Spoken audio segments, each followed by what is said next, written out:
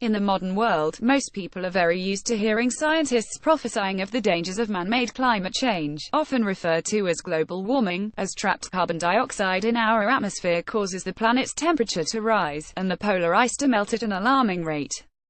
Now, though, scientists led by Valentina Zarkova at Northumbria University are arguing that we might be about to see the reverse occurring. Instead of heating up, starting in 2021, the world is going to enter a period of cooling that's being described as a mini ice age. Via GIF. The issue has to do with the sun's decade-long solar cycle. Every 10 to 12 years, our sun goes through a fairly predictable pattern of behavior, venting solar radiation, and rising or falling in temperature.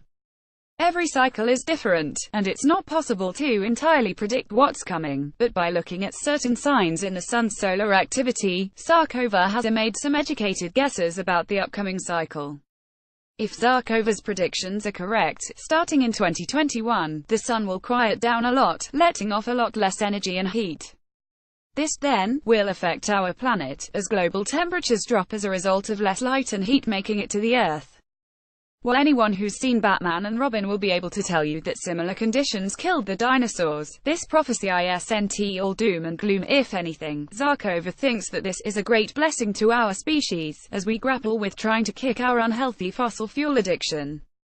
Miniature ice ages, known scientifically as Maunder minimum periods, have come many times in the past. A similar one, for example, was responsible for low temperatures that froze the River Thames in London back in the 17th century.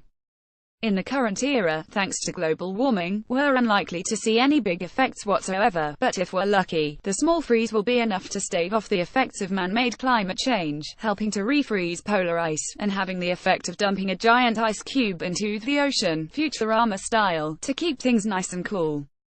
Of course, the danger of news like this is that certain people can willfully ignore its implications.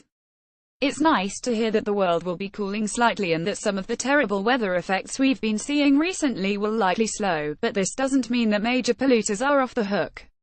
This is a grace period, providing us with enough time to sort out our crap, sometimes literally, but eventually the bubble will burst, the sun will heat up, and we'll all be in danger if we don't clean up our act. In the words of Valentina Zarkova herself, we hope global warming will be overridden by this effect, giving humankind and the Earth 30 years to sort out our pollution.